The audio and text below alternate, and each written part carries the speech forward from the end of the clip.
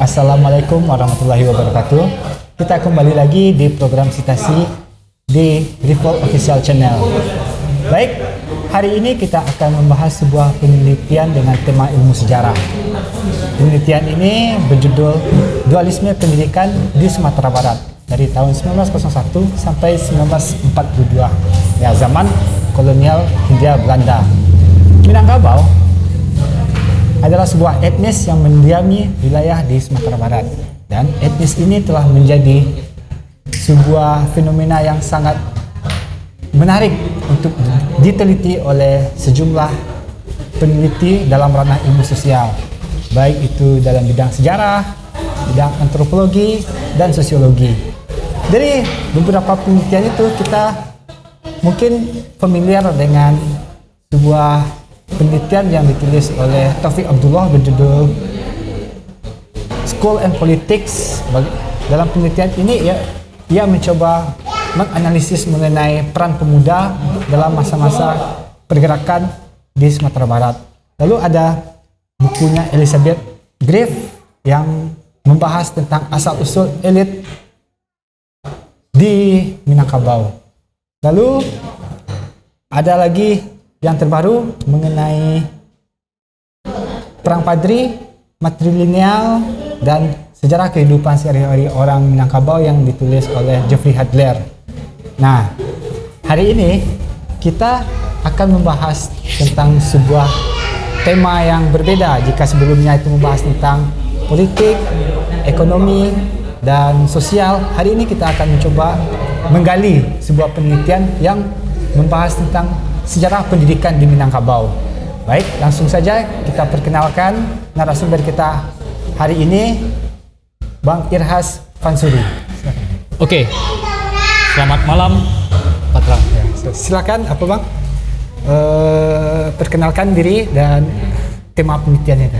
Oke, kebetulan saya mengambil sebuah tema penelitian tentang sejarah pendidikan untuk tematik sejarah pendidikan di Indonesia ataupun di Sumatera Barat. Itu belum ada yang fokus kajiannya meneliti tentang bagaimana sih perkembangan pendidikan yang ada di Sumatera Barat. Baru yang sudah diteliti itu dalam konteks pendidikan tradisional seperti yang ditulis oleh bukunya Prof. Azumardi Azra yang membahas tentang surau. Dan segelintir juga dibahas oleh Elizabeth Graff dalam mengupas elit-elit baru yang muncul di Minangkabau, yang mana itu didorong ataupun dihasilkan dari pendidikan modern yang dibawa oleh kolonial di Minangkabau. Dan dari dua karya itu saya melihat belum ada yang mengkaji dalam konteks dualisme. Jadi kajian saya ini lebih mencoba membantah dari fenomena yang terjadi. Dalam artian seperti fenomena sekarang seperti dualisme partai, dualisme PSSI dan sebagainya. Itu kan cenderung berkonotasi negatif terhadap organisasi ataupun lembaga tersebut. Dan di dalam tesis ini saya ingin mencoba melihat sisi lain dari dualisme, yaitu itu terjadi fenomenanya di Minangkabau. Terfokus saya mengambil tempat kajiannya itu di Bukit Tinggi. Jadi di Minangkabau secara garis besar ataupun secara umum, tetapi salah satu tempat yang terjadi dualisme itu ada dua tempat. Pertama itu Bukit Tinggi dan yang kedua Padang sebagai pusat kota pada waktu itu. Dan dalam temuan saya di dalam tesis tersebut, saya ingin melihat bahwa tidak selamanya dualisme itu berefek negatif. Ada dualisme yang ternyata memberikan sebuah nilai positif ataupun dampak besar dari pertanyaan besar. Jadi tesis saya ini beranjak dari pertanyaan sederhana. kenapa orang Minangkabau ataupun orang Sumatera Barat di awal kemerdekaan banyak muncul intelektual, tokoh-tokoh pergerakan yang mana kalau kita coba kalkulasikan itu 50% pendiri bangsa pada awal kemerdekaan itu adalah orang Minang. Dan saya coba mencari jawabannya dalam konteks dualisme. Jadi di Bukit Tinggi ataupun di Minangkabau, respon terhadap pendidikan modern berbeda dari daerah lain. Jadi itu menjadi sebuah kunci dari tesis ini. Jadi kultur yang terbangun dalam konteks pendidikan tradisional sudah ada di Minangkabau, termasuk di Bukit Tinggi. Jadi para pemuda ataupun dalam bahasa pendidikannya adalah para pelajar itu sudah mendapatkan pendidikan tradisional di surau sebelum masuknya pendidikan kolonial, dan ini menjadi yang membentuk karakter orang Minang. Terus pada masa penjajahan kolonial, tepatnya setelah politik etis, itu muncul kebijakan mendirikan sekolah, dan respon dari orang Minang ternyata mengambil sebuah kesempatan ataupun dampak positif dari pendidikan modern tersebut. Salah satunya adalah dia tidak menolak secara keseluruhan pendidikan modern, tetapi melihat bahwa sisi positif dari pendidikan modern itu nantinya kedepannya bagi anak-anak Minang yang ada di Bukit Tinggi. Nah ini Bang yang menarik, orang-orang Minangkabau merespon secara positif pendidikan, dalam artiannya adalah kebijakan dari pemerintah Hindia Belanda ini.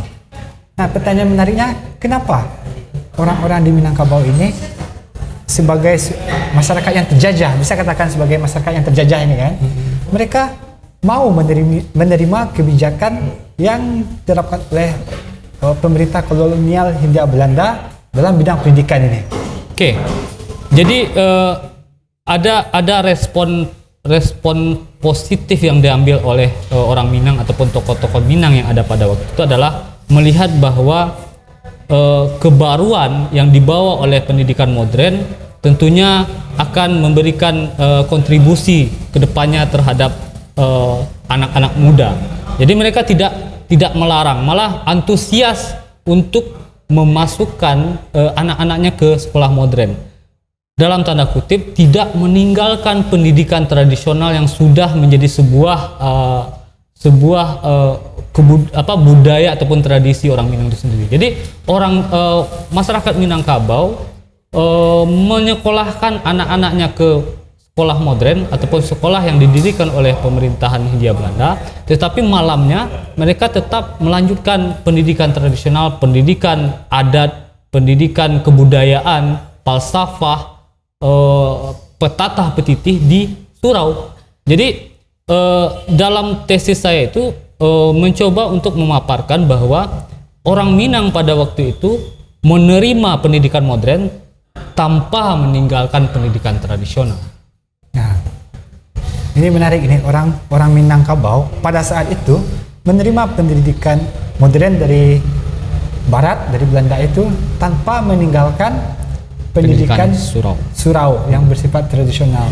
Jadi kalau kita bedah antara dua sistem pendidikan ini, apa yang bisa kita lihat, apa perbedaan yang substansial yang bisa kita lihat dari pendidikan modern dengan pendidikan tradisional yang ada pada saat itu?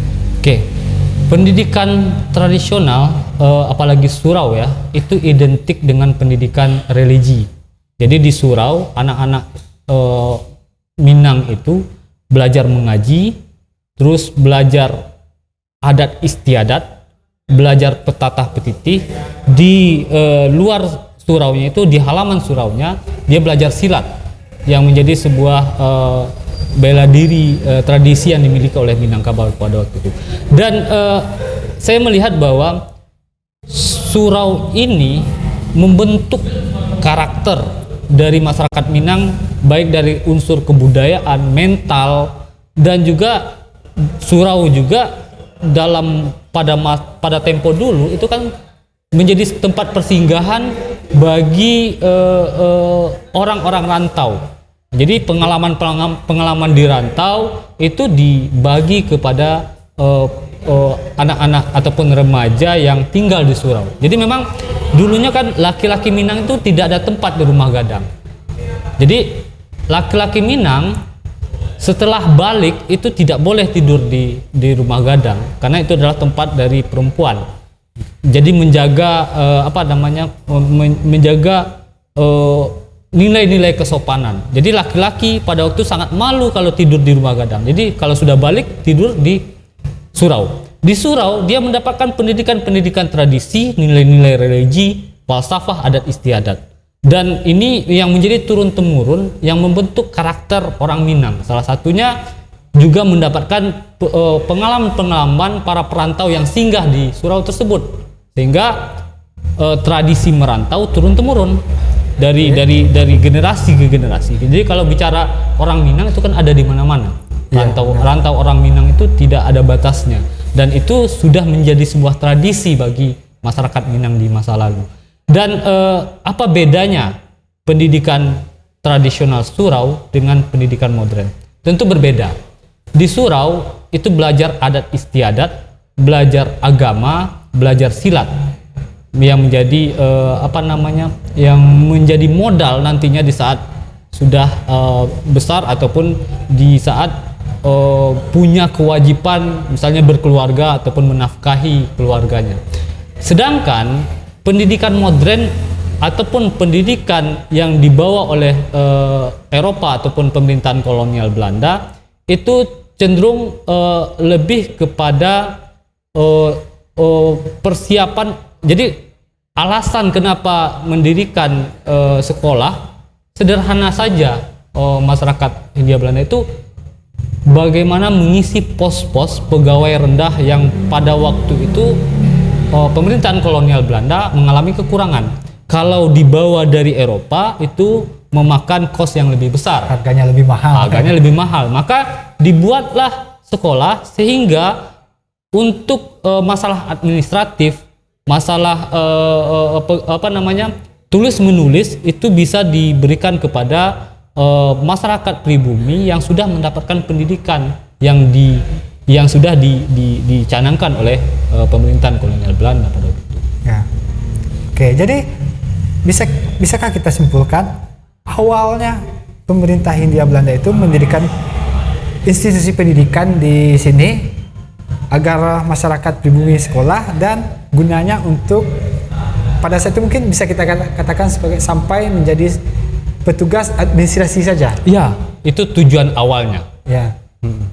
Tetapi di dalam perjalanan malahan politik etis ataupun pencanangan pendidikan yang dibuat oleh pemerintahan kolonial Belanda inilah yang melahirkan kelompok-kelompok intelektual dan tokoh-tokoh pergerakan. Dan ini di luar ekspektasi dari pemerintahan Hindia Belanda yang awalnya ingin memberikan tempat kepada pegawai rendah saja ataupun petugas administratif. Tetapi setelah mendapatkan pendidikan, apalagi ya orang Minang yang sangat antusias dengan hal-hal baru, responnya terhadap kebaruan itu orang Minang sangat besar pada waktu itu. Sehingga tidak cukup pendidikan rendah saja. Jadi walaupun di Bukit Tinggi sebagai tempat institusi tertingginya yaitu Week School ataupun sekolah guru pada tingkatan yang tertingginya. Dan dari beberapa tamatan itu melanjutkannya ada yang ke Eropa, ke Belanda, ada yang ke Jawa, ke Stovia. Dan inilah yang membuat kenapa tokoh-tokoh Minang muncul. Karena keinginan ataupun keinginan belajar akan pendidikannya sangat tinggi. Tidak hanya dalam konteks tradisi saja, tetapi dalam konteks pendidikan modern. Dan ini yang menjadi sebuah jawaban kenapa orang Minang muncul di awal kemerdekaan sebagai tokoh intelektual, tokoh pergerakan, ataupun sebagai ilmuwan dalam konteks pada zaman itu. Ya. Nah, saya kadang-kadang membayangkan ini Bang. Pada masa sekitar 150 tahun yang lalu, ternyata dalam merantau itu, salah satu tujuan orang Minang itu merantau adalah pendidikan katanya kan. Saya membayangkan 150 tahun yang lalu ternyata hal ini sudah ada. Seperti yang bisa kita lihat contohnya orang-orang elit Minang dahulu itu yang tidak cukup hanya menempuh tidak puas menempuh sekolah di Bukit Tinggi saja dan mereka merantau sampai ke Batavia bahkan ke Hindia Belanda untuk sekolah ini. Saya membayangkan ternyata falsafah ini sudah bertahan selama ratusan tahun. Cukup lama dan memang sampai saat sekarang ini memang Sumatera Barat ya termasuk juga menjadi salah satu tempat pelajar, tempat tujuan ya di Indonesia untuk mendapatkan pendidikan baik dari tingkatan rendah sampai tingkatan tinggi. Dan tentu ini tidak lepas dari peristiwa historis yang sudah berkelanjutan dari dulunya. Jadi memang tradisi, respon dan juga orang Minang yang suka dengan hal-hal yang baru ini menjadi sebuah dampak positif dan berpengaruh terhadap lahirnya tokoh-tokoh Minang setelahnya. Ya. Nah, pertanyaan selanjutnya Bang, kita kembali lagi ke sistem dualisme pendidikan di Minangkabau ini. Kalau untuk pendidikan modern, outputnya bisa kita lihat adanya apa yang dikatakan sebagai pegawai rendahan. Lalu output dari pendidikan surau ini seperti apa, Bang?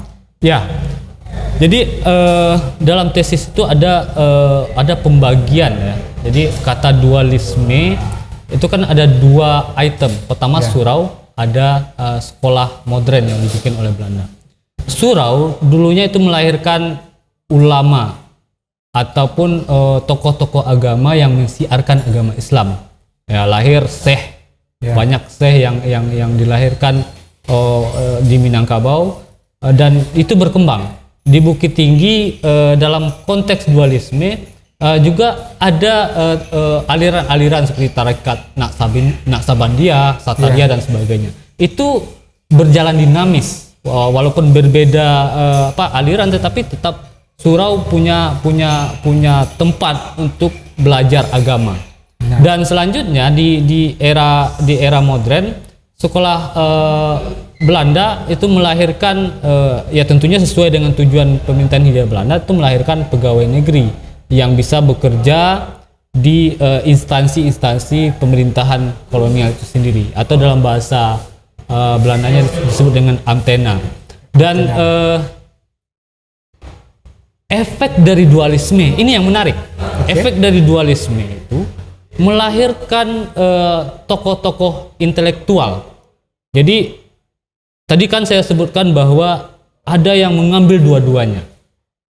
Siang dia ikut pendidikan modern, malam melanjutkan pendidikan di surau ataupun pendidikan tradisional yang sudah menjadi sebuah tradisi. Dan setelah dia mendapatkan dua-duanya, maka lahir tokoh-tokoh yang dalam temuan saya itu ada dua. Pertama itu ada intelektual religius. Tokohnya bisa kita lihat seperti Buya Hamka. Bagaimana Buya Hamka sebagai ulama juga sebagai tokoh pembaharu model pendidikan surau itu sendiri. Jadi setelah adanya pendidikan Belanda itu berefek terhadap pendidikan surau itu sendiri. Salah satunya surau bertransformasi sesuai dengan zamannya. Maka surau pada waktu itu beralih ataupun mencoba menyesuaikan dengan kondisi. Jadi surau yang dulunya belajar dengan sistem halakah melingkar, beradaptasi juga sudah mulai menggunakan pola-pola modern seperti sistem kelas, papan tulis dan sebagainya. Dan ini pada saat sekarang ini peninggalannya seperti pesantren, madrasah.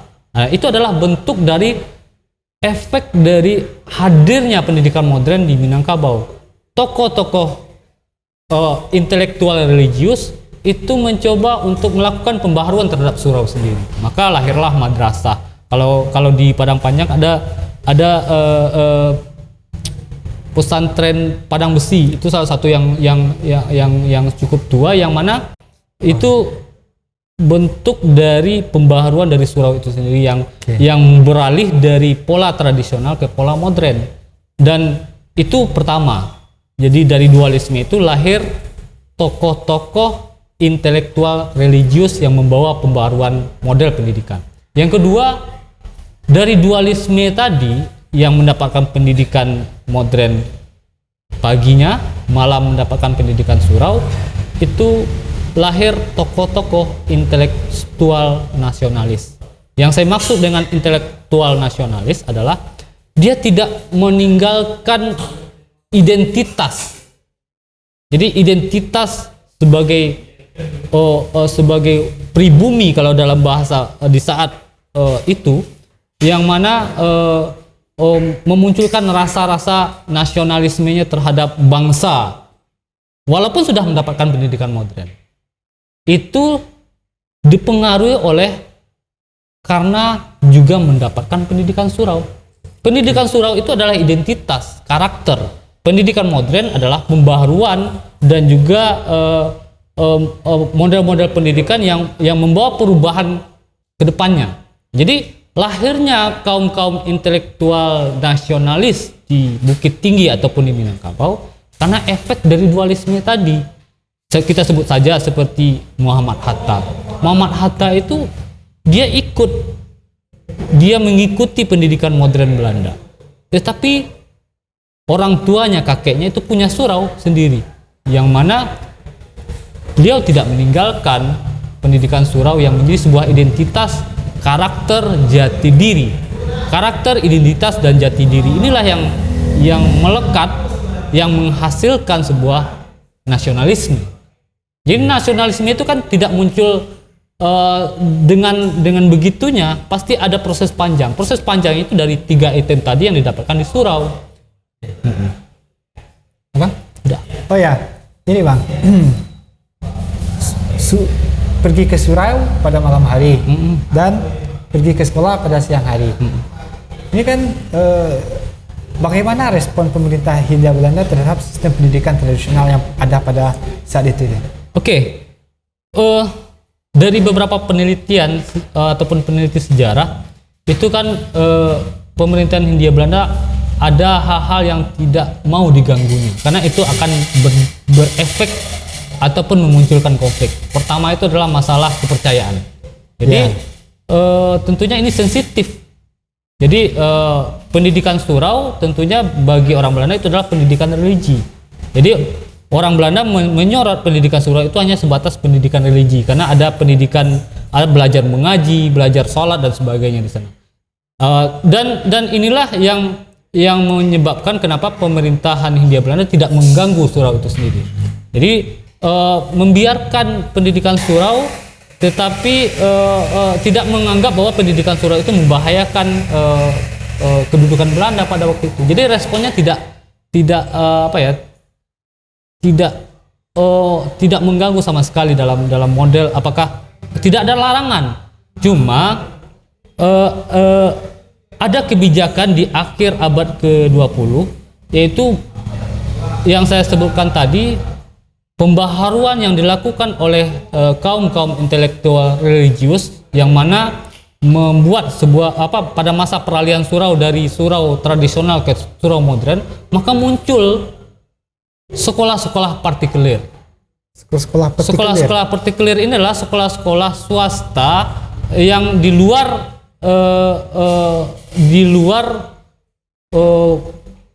institusi pemerintah.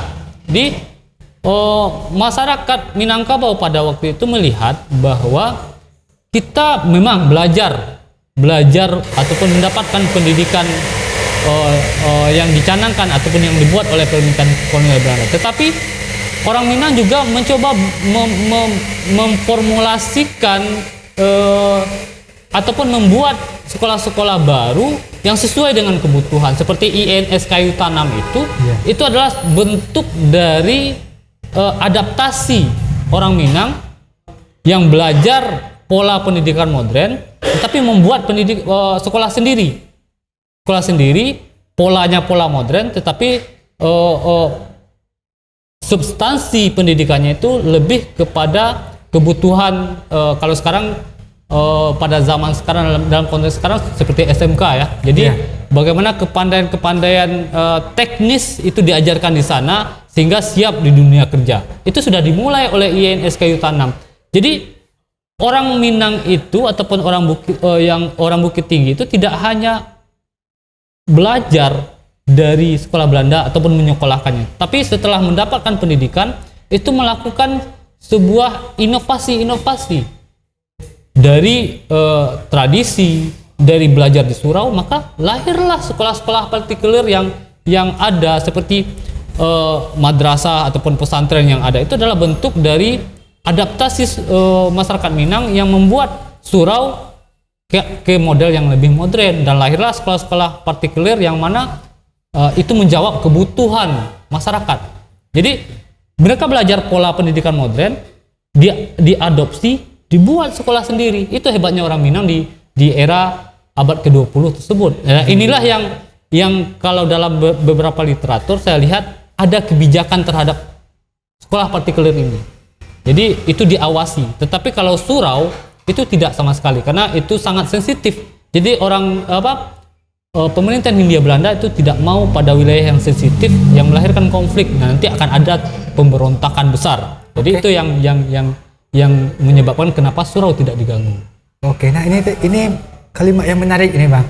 Pemerintah Belanda tidak mau mencampuri ranah-ranah yang sensitif. Itu berlaku di sini saja, maksudnya di Sumatera Barat saja, atau memang ini berlaku di seluruh wilayah di Indonesia?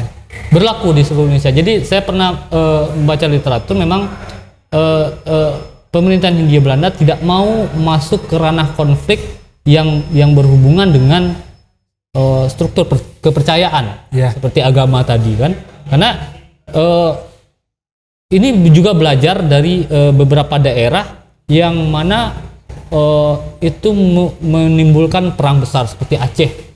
Jadi Aceh itu kan sangat susah ditaklukkan oleh Belanda karena memang itu didasari oleh jihad ataupun fisabilillah yang menjadi sebuah yang menjadi sebuah fondasi dalam perjuangan Aceh. Sehingga di daerah lain pemerintah Hindia Belanda tidak mau masuk ke ranah itu. Jadi kalau dilihatnya surau, tempat belajar, tempat mengaji, tempat belajar yang berhubungan dengan religi, jadi tidak dianggap membahayakan misalnya. Oke, jadi ini sesuatu yang mungkin yang baru juga, yang kita ketahui ya. Ternyata ada hal-hal yang ternyata tidak disentuh oleh pemerintah Hindia Belanda. Kalau mungkin kita belajar di sejarah dulu, pemerintah Belanda ini katanya disebutkan sangat kejam dan bertangan besi dan mengatur kehidupan di tanah jajahannya, tetapi dari pernyataan tadi dia memang ada beberapa hal yang memang tidak disentuh-sentuh oleh pemerintah kolonial ya. Iya, termasuk masalah sistem kepercayaan tadi. Itu tidak karena memang sudah ada kasus seperti di Aceh tadi, ada di beberapa wilayah yang mana masuk ke ranah sistem kepercayaan, malah itu merepotkan Belanda sendiri. Sehingga di dekade abad ke-20 itu mereka tidak mau masuk ke ranah itu. Karena memang pada fase awal kan VOC itu kan masuk di zaman Kesultanan. Itu kan yang memberontak itu kan didasari oleh agama tadi. Nah, jadi setelah diambil alih oleh pemerintahan Hindia Belanda, pemerintahan Hindia Belanda belajar dari itu. Jadi tidak mau mengulangi peristiwa yang sama, sehingga tidak mau masuk ke ranah ataupun mengganggu sistem kepercayaan yang ada tidak hanya di Minangkabau ya, di daerah lain juga pemerintahan Hindia Belanda. Kalau di VOC jelas itu terjadi perlawanan karena memang polarisasi yang dibikin oleh VOC pada waktu itu adalah monopoli ya, jadi melakukan monopoli perdagangan, terus masuk ke ranah internal ataupun konflik kesultanan sehingga bisa menaklukkan. Tapi di saat pemerintahan Hindia Belanda itu sudah berbeda pendekatannya. Oke, kita kembali ke tema kita pada kali ini. Akhirnya dualisme pendidikan di Sumatera Barat ini menghasilkan dua jenis apa bisa kita sebut dua jenis tokoh ya Bang? Ya. Intelektual religius dan intelektual nasionalis. Lalu ke depannya apa yang telah mereka lakukan? Apa peran mereka selanjutnya setelah mereka tamat dari pendidikannya baik itu tradisional dan modern ini? Oke. Dari beberapa tokoh Minang itu kan semua ada yang dari pendidikan dualisme tadi, mereka mengisi semua sektor menurut saya.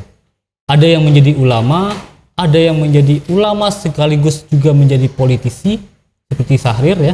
Terus ada juga yang dominan mendapatkan pendidikan Belanda, ada yang menjadi tokoh-tokoh pergerakan. Tokoh-tokoh pergerakan dan setelah kemerdekaan dialah yang menjadi menteri dan sebagainya yang mana pada waktu itu yang menjalankan roda pemerintahan yang ada di Indonesia. Jadi bicara dualisme yang dihebohkan dari dalam konteks sekarang kan orang melihat bahwa dualisme itu perpecahan, dualisme itu berdampak negatif.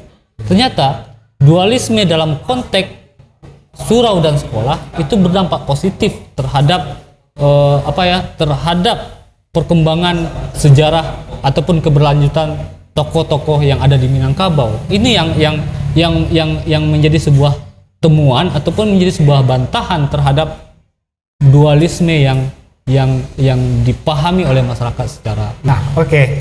Jadi bisakah kita asumsikan bahwa kemunculan tokoh-tokoh nasional yang berasal dari Minangkabau pada awal abad ke-19 itu karena adanya sistem pendidikan yang baik di sini? Ya, kalau dari data dan hasil penelitian saya mengambil kesimpulan bahwa dualisme ini yang menghasilkan produk tokoh-tokoh nasional. Jadi dengan respon menerima pendidikan modern tanpa meninggalkan pendidikan tradisional surau, kolaborasi antara surau dan pendidikan modern inilah yang melahirkan tokoh-tokoh besar. Cuma kan pertanyaannya sekarang, kenapa tokoh-tokoh Minangkabau ataupun Sumatera Barat pada saat sekarang ini tidak dominan muncul di pentas nasional? Nah, ini pertanyaan sering kali dilontarkan oleh sejumlah peneliti ini. Iya,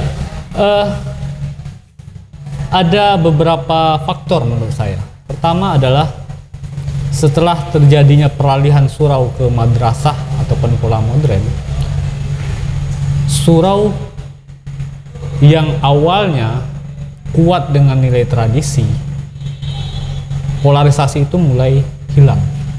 Jadi surau sudah beralih dengan pola sistem kelas, model-model pendidikan kurikulum yang ala modern, dan nilai-nilai tradisi, nilai-nilai mental, nilai-nilai spiritual yang ada di surau dulunya itu mulai hilang. Bahkan pada saat sekarang ini yang lebih mirisnya adalah surau mulai ditinggalkan dalam artian orang pindah ke pendidikan modern. Kalau tidak menyekolahkan ke pendidikan modern religi seperti madrasah, atau ikut kepada pendidikan formal, kalau bahasanya sekarang itu ya seperti sekolah yang dibuat oleh pemerintah atau swasta. Jadi efek dari peralihan surau tradisional ke surau modern, sehingga surau mulai ditinggalkan. Orang di fase kemerdekaan ada sistem pendidikan yang diadopsi dari surau yang beralih ke madrasah, yang sekarang disebut dengan madrasah, tempat pendidikan agama. Dan surau sudah tidak memiliki tempat lagi. Jadi yang dulunya surau tempat belajarnya anak-anak Minang di tiap nagari itu tidak ada lagi. Surau sekarang malah beralih hanya sebagai tempat ibadah, ya, tempat mengaji, tempat sholat. Berbeda dengan konteks surau di masa lalu, yang mana belajar petata, belajar adat istiadat, belajar agama, belajar silat di halaman surau, dan itu sudah cenderung bisa dikatakan tidak ada lagi.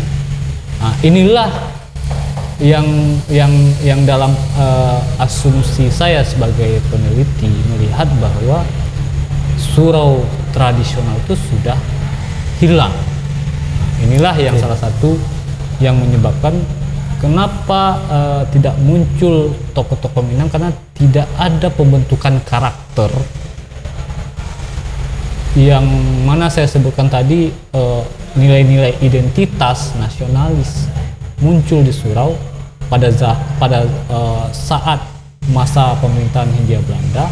Setelah kemerdekaan, surau tidak ada lagi. Surau sudah pindah ke pola pendidikan modern, dan inilah yang menjadi catatan kenapa tokoh Minang tidak muncul. Terus muncul pertanyaan baru, apakah surau dahulu itu bisa dikembalikan lagi polarisasinya? Dan apakah relevan untuk mengembalikannya? Iya, apakah masih relevan dengan zaman? Saya pikir dunia ataupun perubahan zaman itu kan terus bergulir, dan memang tidak bisa kita salahkan dengan masuknya sistem pendidikan modern yang dibawa oleh Belanda, respon dari ulama, tokoh-tokoh pembaharu dengan melakukan modernisasi, sehingga terjadi peralihan, dan sehingga surau tradisional mulai ditinggalkan, bergeser, terkikis, dan hilang. Dan itu hukum alam menurut saya. Dan kalau pertanyaannya apakah sistem surau tradisional itu masih bisa diterapkan, saya pikir untuk zaman sekarang untuk kembali lagi ruang untuk itu tidak ada lagi, karena memang sudah terjadi pergeseran yang begitu besar dari sistem, dari pola, dan juga guru-gurunya. Dan ditambah lagi dengan kebutuhan. Jadi orang melihat bahwa pendidikan, orang bersekolah itu selain mendapatkan ilmu adalah mendapatkan pekerjaan. Jadi bukan untuk membentuk mental, bukan untuk membentuk karakter, ataupun membentuk nilai jati diri yang mengarah kepada nasionalisme seperti itu. Baik, terima kasih. Jadi bisa kita simpulkan bahwa sistem pendidikan di surau dan pendidikan di sekolah di Minangkabau pada awal abad ke-20 ini telah memberikan warna dalam sejarah pergerakan di Minangkabau, karena adanya orang yang bersekolah di surau dan di sekolah ini akhirnya membuat munculnya intelektual nasionalis dan intelektual religius yang pada tahap selanjutnya mereka memiliki peranan penting dalam baik pada masa kemerdekaan, baik pada masa pergerakan, pada masa kemerdekaan, dan pada awal-awal Indonesia baru berdiri. Namun dengan menghilangnya atau mulai tergerusnya sistem pendidikan di surau ini, pada tahap selanjutnya membuat